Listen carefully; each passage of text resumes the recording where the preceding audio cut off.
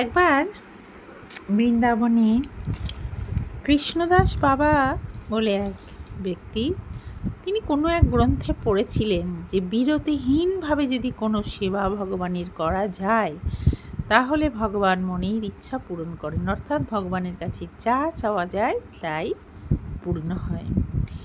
তিনি প্রতিদিন একটি মন্দিরে গিয়ে ঠাকুরকে একটি মালা পরাতেন, আর প্রতিদিন তিনি বলে আসতেন, আর আমার এতদিন বাকি থাকলো।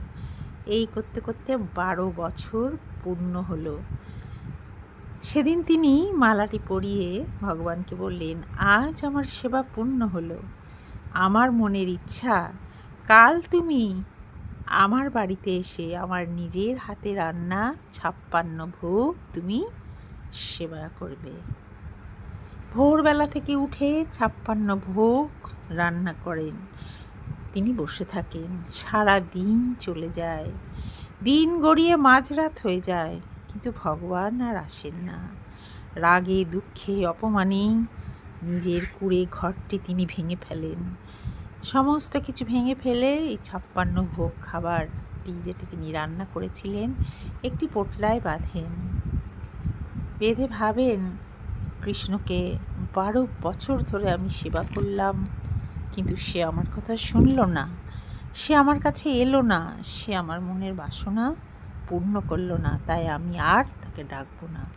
এর চেয়ে আমি যদি রাধারানীকে ডাকতাম তাহলে আমি তার দেখা পেয়ে যেতাম।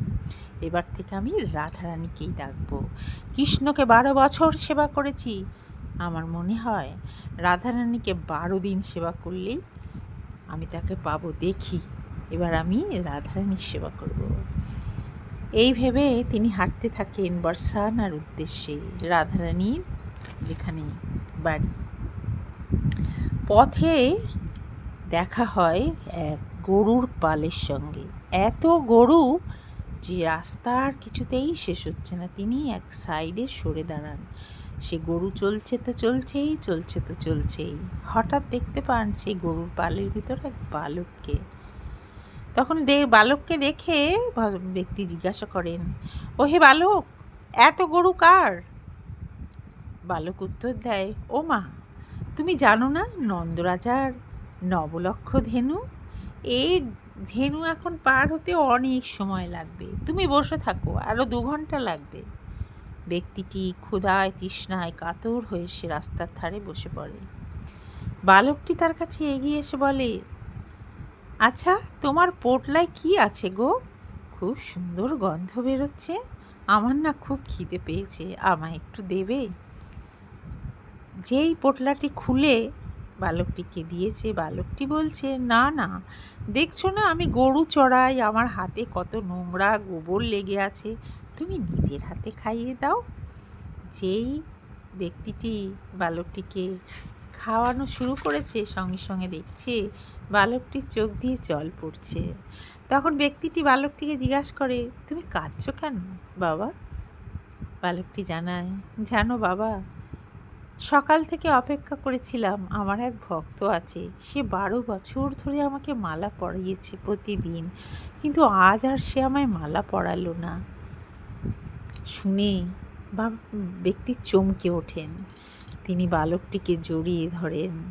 জড়িয়ে ধরতেই বালকটি স্বরূপে আবির্ভূত হন, শঙ্খ চক্র গদা পদ্ম রূপে, নারায়ণ রূপে তিনি দর্শন দেন। তখন সেই ব্যক্তি বালকটিকে জড়িয়ে ধরে বলেন, আমি জানি, আমি বুঝতে পেরেছি, 12 বছর ধরে তোর সেবা করলাম, 56 ভোগ রান্না করে তোর জন্য অপেক্ষা করলাম, কিন্তু তুই এলি না। আজকে কেন এসেছিস আমি জানি, কারণ যেই তুই দেখেছিস আমি রাধারানীর কাছে যাচ্ছি, অমনি তুই এসেছিস। রাধারানীর দিকে পা বাড়াতেই যদি তুই এসে থাকিস, তাহলে তার চরণ যদি আমি ধরে থাকি, তাহলে না জানি কি হবে।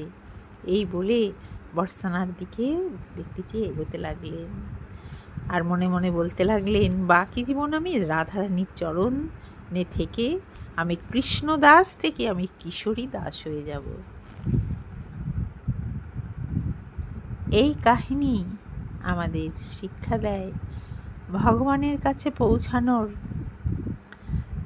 সবচেয়ে সহজ পথ হলো তার ভক্ত হওয়া, তার চরণে নিজেকে সমর্পণ করা, বিশ্বাস করা যে আমি ডেকেছি যখন সাড়া তো দেবেই। এই বিশ্বাস নিয়ে থাকলে তবে কে বলতে পারে আমরাও একদিন তার দর্শন পেয়ে যাব না। আর রা বললেই ভগবান কান পেতে থাকেন, রাধা বলবে কি না। অর্থাৎ রাধারানীকে ডাকলেই আমাকে অনেক সময় অনেকে বলেন এবং নানান রকমভাবেই বলেন আমি কেন সবসময় সব জায়গায় জয় রাধে লিখি। সেটা অবশ্য কারোর কথাই যে করেছি এমন নয়, কিন্তু ওটা আমার নিজের থেকেই আসে আর কি।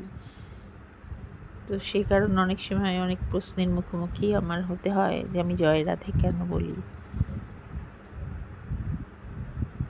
বিভিন্ন গ্রন্থ শাস্ত্র করে জেনেছি ভগবান আমাদের সকলের আরাধ্য দেবতা ঠিকই, তিনি বিশ্ব ব্রহ্মাণ্ডের মালিক, তিনি রাজেশ্বর। তার ইচ্ছা ছাড়া একটা গাছের পাতাও নড়ে না।